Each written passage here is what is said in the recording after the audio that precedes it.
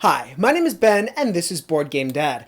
In this video, I'm going to introduce 3 brand new family board games, and, as is always the case on this channel, I try to bring attention to games that I think are entirely overlooked and underrated.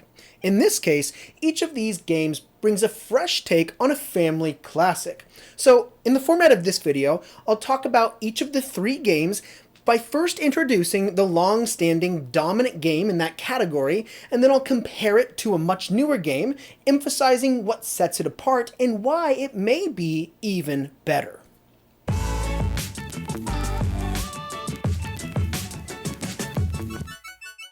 The first game I want to share with you might unseat the most popular family dexterity game, which at this time I think is probably Ice Cool. Ice Cool is a game that many commenters on my YouTube videos have mentioned to me and suggested, especially on my top 10 family board game lists, but it's a game that I myself have never mentioned on this channel because personally I don't really like it very much. I can tell you a little bit why. Basically, it's a dexterity game where the objective is to flick little plastic penguins through a track. And I don't really have a problem with that. I think it's a great idea. It's based off of an idea of a much older game called Pitch Car, where you're flicking discs that are cars around a racetrack. But my problems with it are really about how practical it is to actually play the game. Really, 2 problems. First, the track is made out of the pieces of the game's own box. You clip the pieces of the box together, and there are little gates between each corner of the box that the penguins have to pass through. But the problem with clipping the boxes together is that the seam is not always tight, and that can cause a penguin to get stuck when going through the gates. Now, that's not a gameplay problem, that's really a component issue. And then the only other problem I had with it is that my youngest daughter, who was 5 when we first got our copy of the game, had trouble coordinating the movement required to actually flick the penguins. I guess her flick wasn't strong enough, so she'd get frustrated, and as a result, we hardly ever played the game.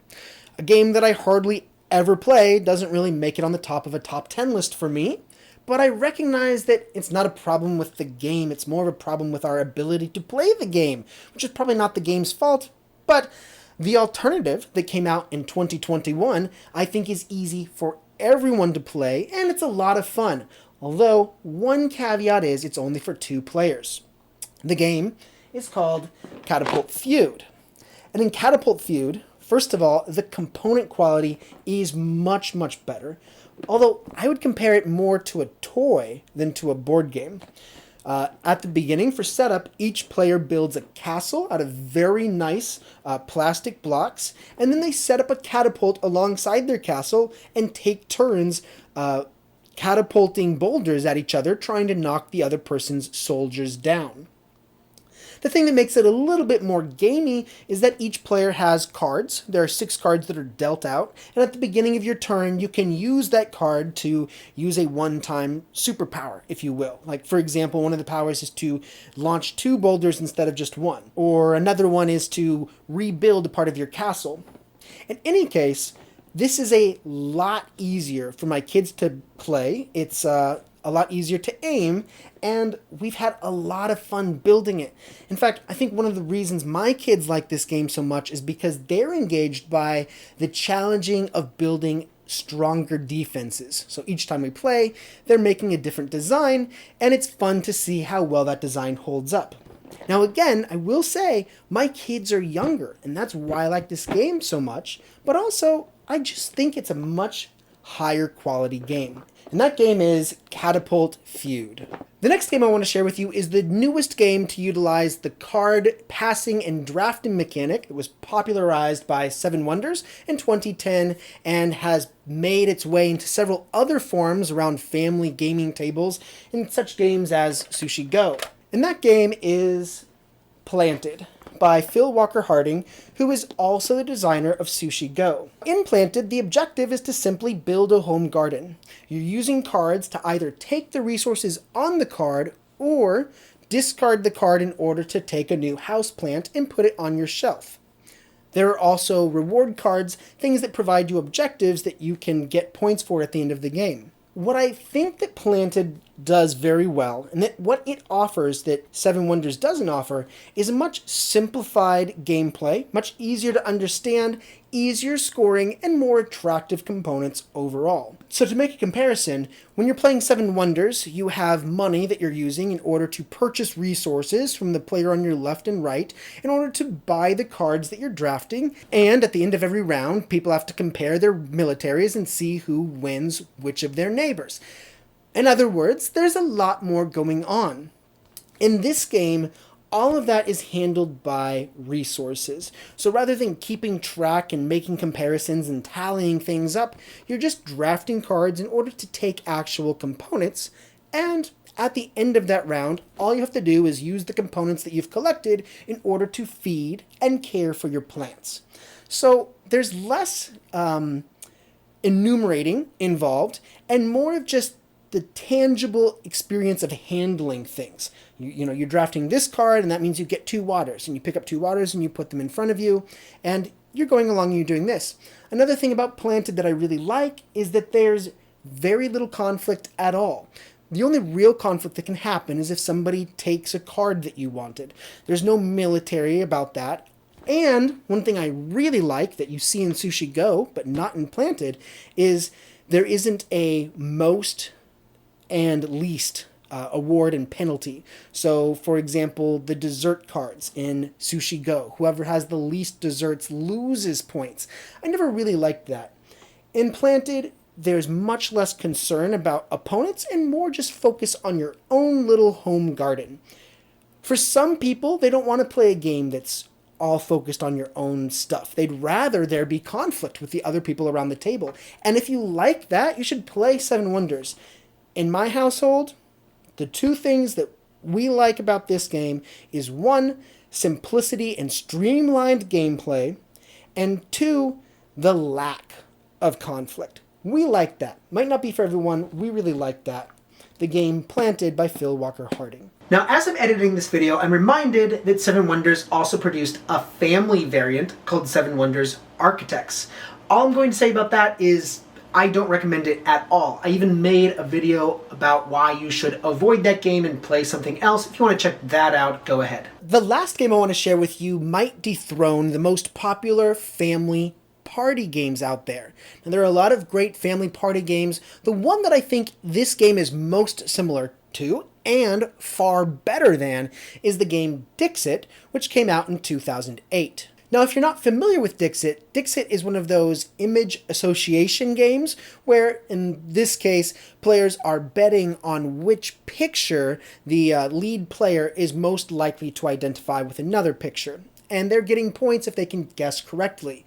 The game that I think is much more interesting in Dixit hasn't been released yet in English. It's coming out later this year, and I believe it's available in Italian and German and a few other languages, so I don't have a copy yet. But I do have an alternative that came out in 2016. So here's what I'm going to do.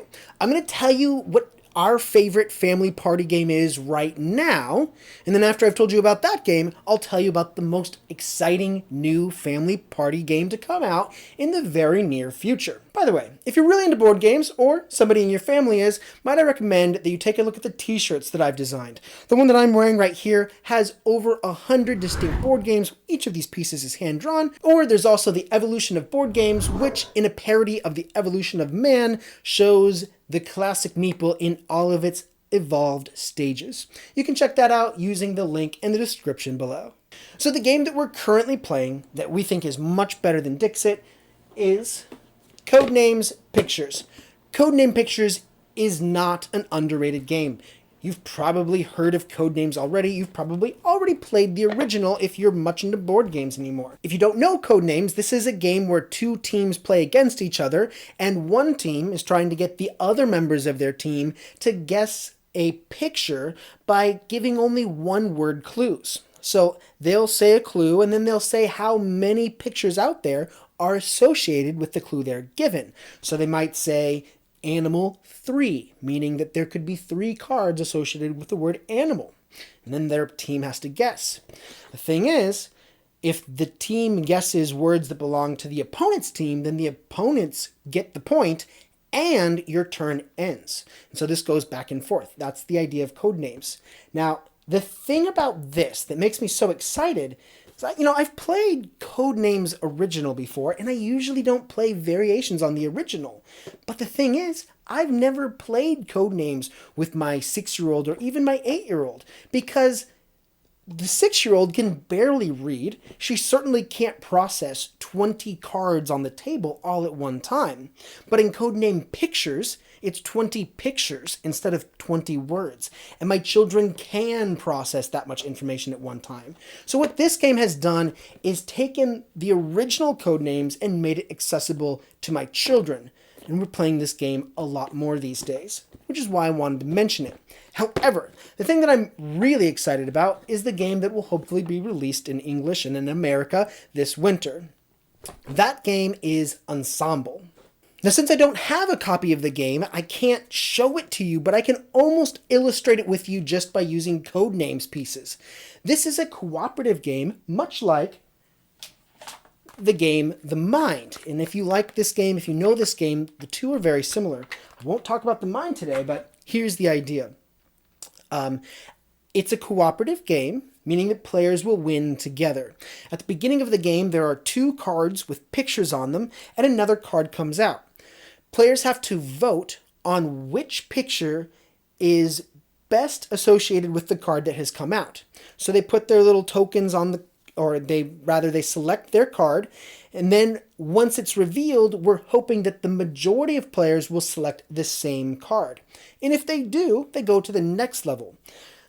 3 cards come out, and this just gets repeated. So on each new level, there are more and more cards that players have to vote on together. If during any round, players are not able to select as a majority the card that is linked to the active card, then they lose a life and they have to repeat that level. Now, if players can succeed in doing this and are able to vote on the same card for 9 rounds, after that they've finished the first level of the game, and they can unlock new objectives for future gameplays.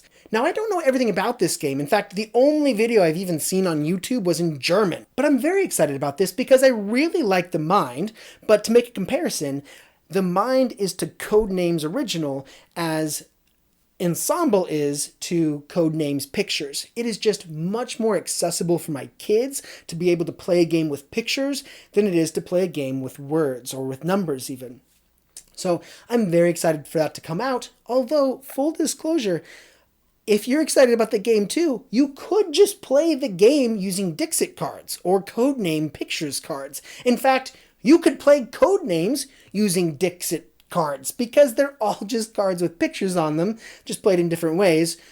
So you have that to consider. Anyway, those are the 3 games, brand new. I'm very excited to see how they take off, if they gain any traction. I'd like to hear what you think. If you have any recommendations for up-and-coming, trending family board games, go ahead and let me know in the comments. Thank you so much for watching, and I'll see you next time.